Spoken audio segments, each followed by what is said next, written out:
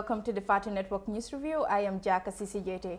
Coming up this evening, America have announced they have filed a complaint for the forfeiture of former President Yahya Jammeh's house in Maryland. Also, Halifa Sallah says solution to skin bleaching is to put mindset in people that they are beautiful the way they are born. But first, let's take a look at the newspapers. On the Standard newspaper, the headlines read, UDP files petition against IEC. Presidential elections slated for December 4th next year. NAM wants border villages to be armed against robbers. New pension bill seeks to move retirement age to 60. Protocol officer testifies in diplomatic passport case. UDP files petition against IEC. The United Democratic Party has filed a writ of mandamus in court seeking the court to compel the Independent Electoral Commission to do what is legal. The UDP spokesperson Almami Tal confirmed to the Standard yesterday that the party's lawyers have filed the right because the party is apparently frustrated with the IEC for not observing the rule of law in the case of Chairman Sonko. We filed for a writ of mandamus to be issued to compel the IEC to do their job according to the law, he said.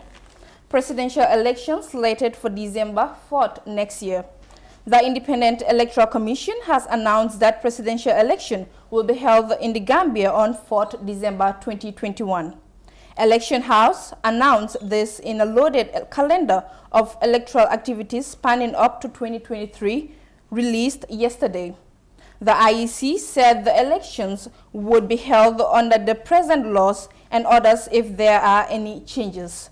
The list begins with a general registration of voters to start from 14th January to 26th February 2021. The provisional list of voters would be displayed for public scrutiny from the 15th to 24th March, and any objections and appeals must be filed from the 15th to 28th March 2021. NAM wants border villages to be armed against robbers. The vulnerability of Gambian border communities to armed attacks has forced a lawmaker to make calls for the arming of the civilian population in those settlements to enable them to take ownership of their security. The Gambian border settlements are prone to armed robberies, and in some cases, livestock and substantial cash got carted away by bandits. New pension bill seeks to move retirement age to 60. The Vice President yesterday tabled before lawmakers the retirement pension bill, which seeks to move the pension from age 55 to 60. Dr. Aissatou Touré said once passed, the bill will repeal the 1960 pension law and also address better conditions for pensioners. During debate on the bill, majority of the lawmakers argued that most government workers turn to beggars once they retire because what is being provided for is small, that they end up spending it all on transportation. Suleiman Saho, member for Central Badibu, said the bill is to protect the fundamental human rights of the workers in the country, particularly in the civil service.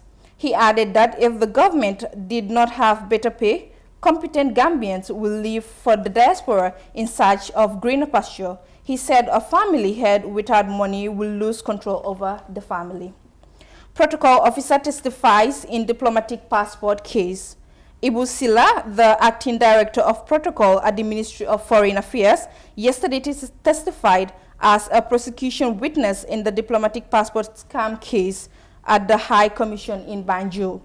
Mansa Sumare and Ibrahima J. Sani, both from Foreign Ministry, are standing trial on 8 counts charged, including forgery, conspiracy to commit felony, uttering false documents, making documents without authority, procuring execution of documents. That's all for the Standard newspaper. Let's take a look at the Fourier newspaper. People smuggling a lucrative business during COVID-19.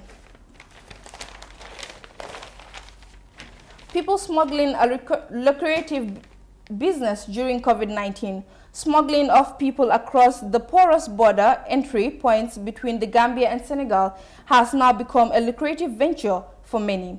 Amid the fight against the coronavirus, people are still coming into the country without undergoing quarantine as required by the COVID-19 regulations put in place by the state.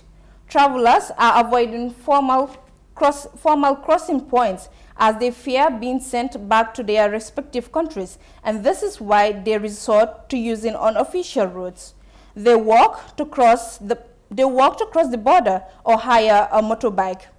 People pay $5,000 CFA, which is about $500 to motorcyclists to bring them into the Gambia or cross to Senegal to avoid undergoing quarantine. That's all for the newspapers. Now we move on to our main stories.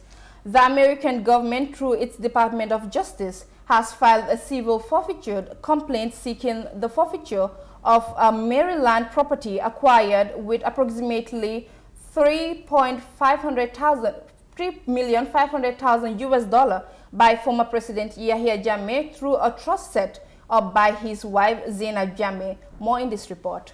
According to the U.S. Department of Justice website, the complaint is that Yahya Jammeh corruptly obtained millions of dollars through the embezzlement of public funds and the solicitation of bribes from businesses seeking to obtain monopoly rights over various sectors of the Gambian economy.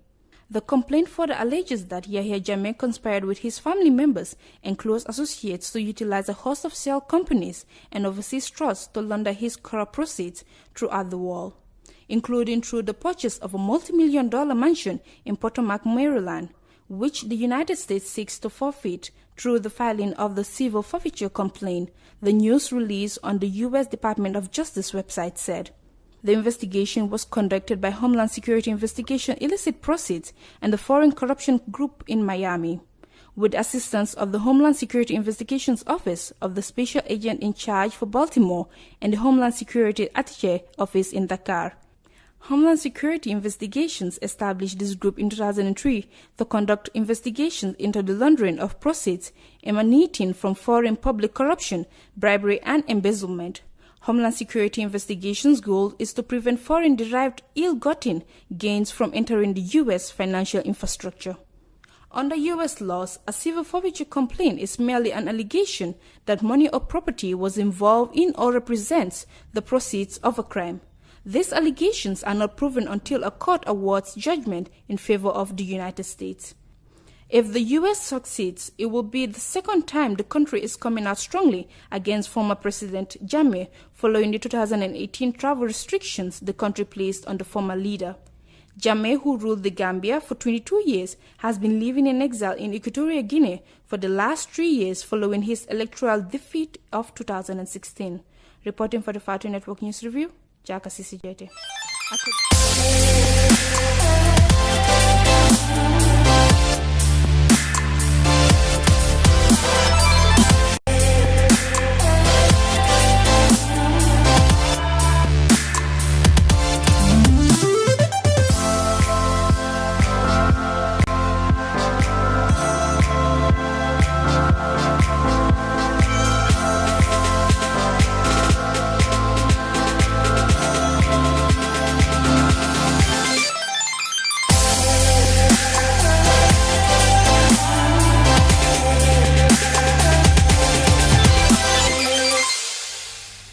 Now joining us from the United States is Mr. Banka Mane. Mr. Banka, welcome to the News Review.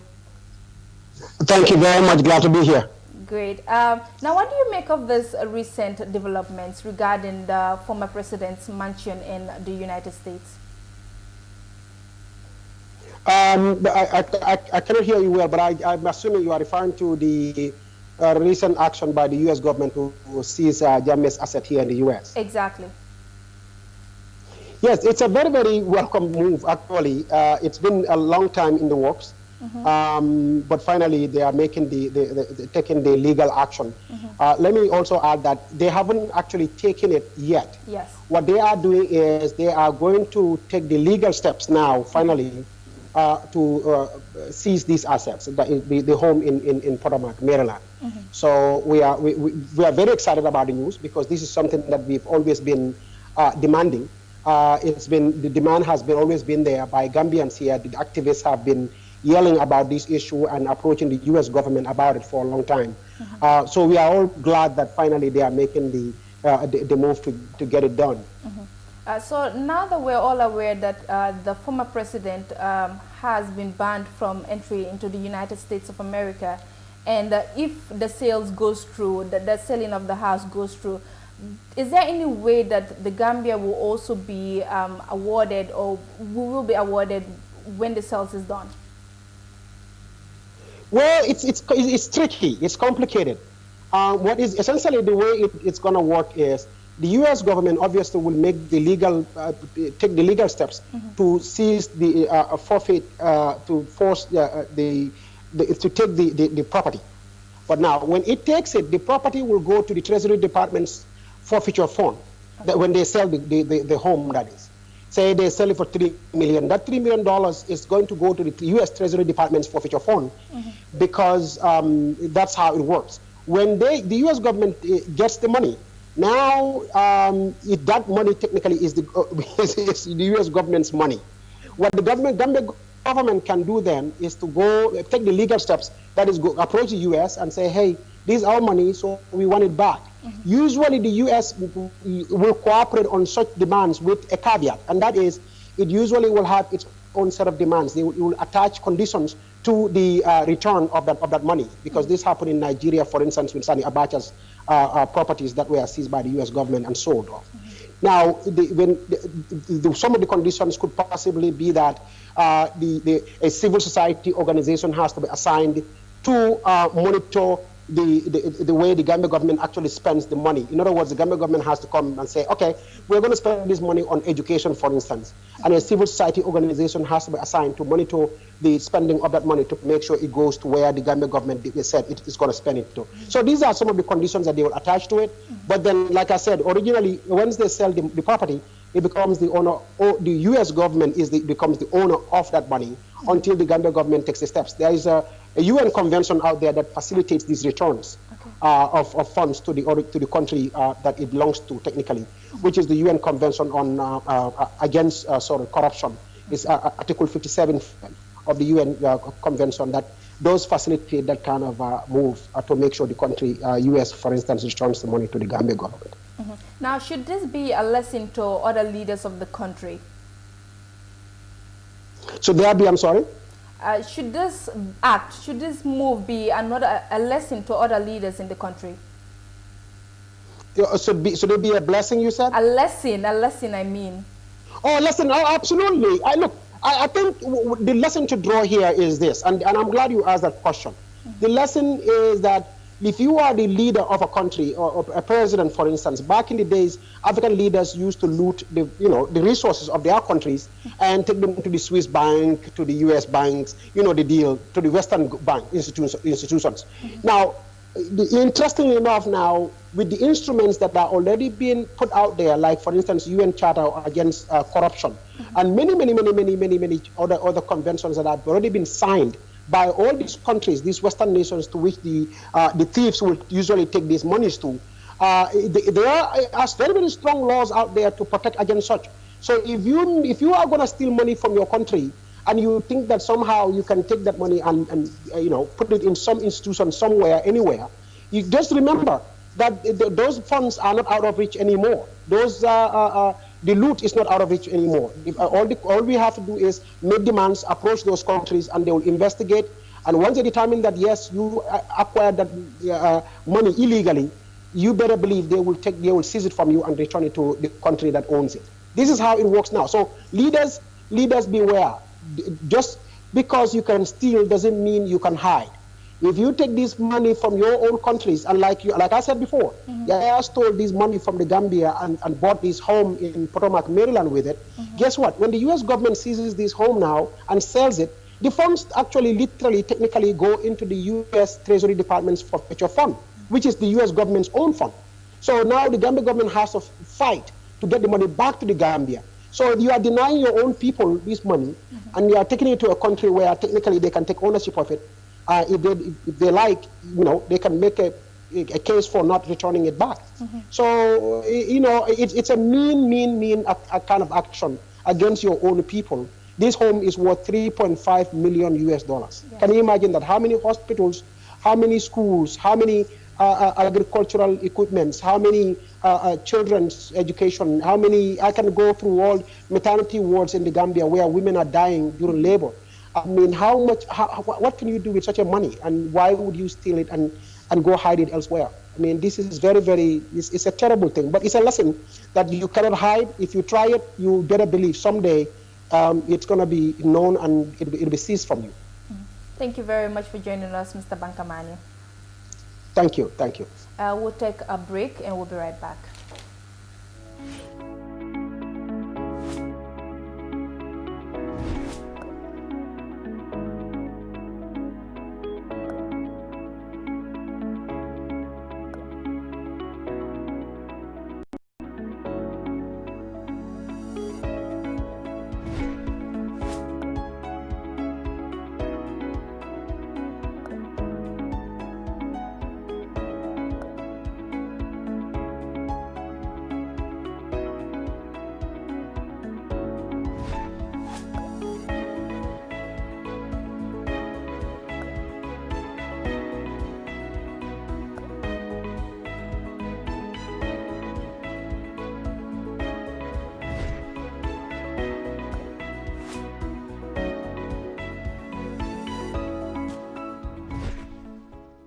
Welcome back from that break.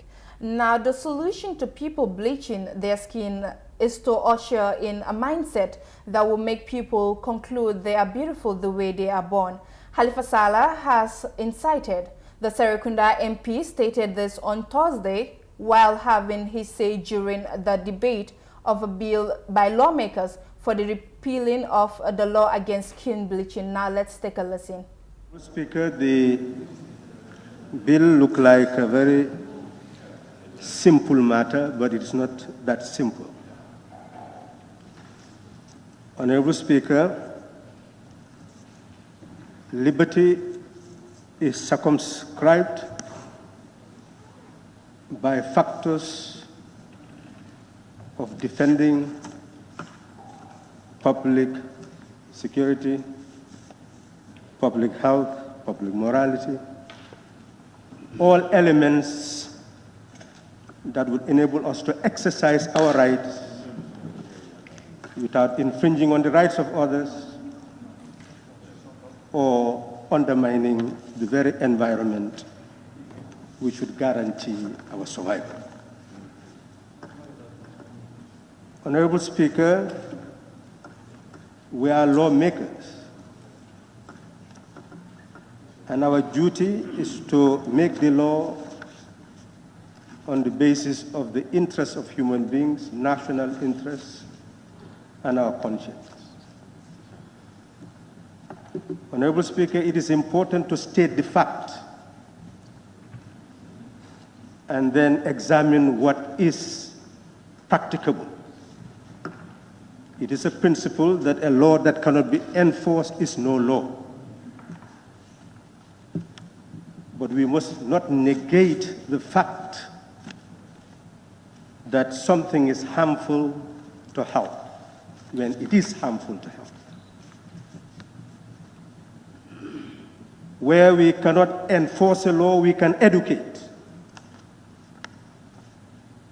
So our role is not only lawmaking, but also advocacy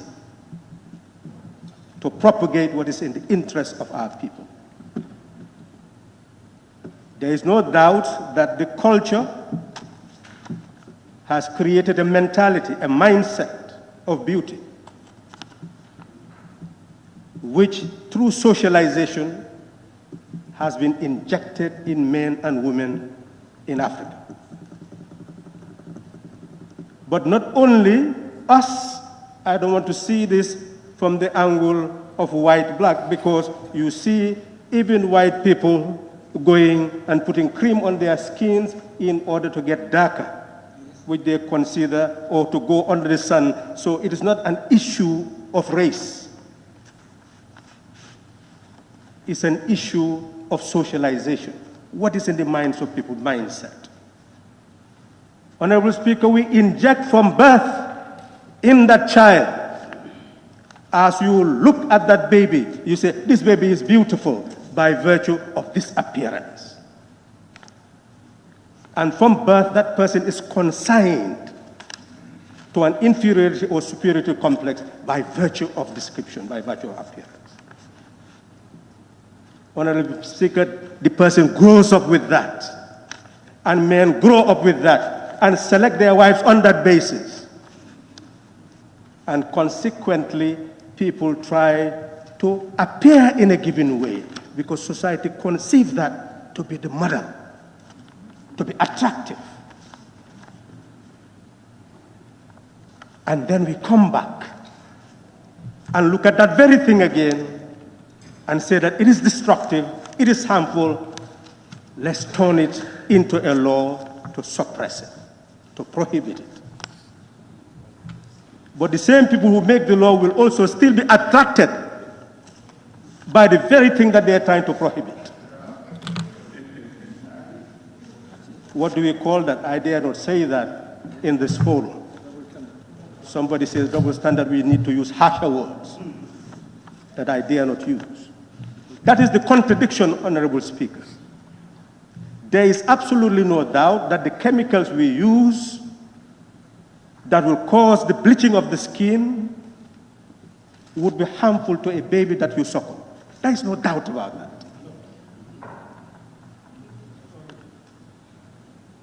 So therefore, mother and child are consigned to what is harmful by our own mindset.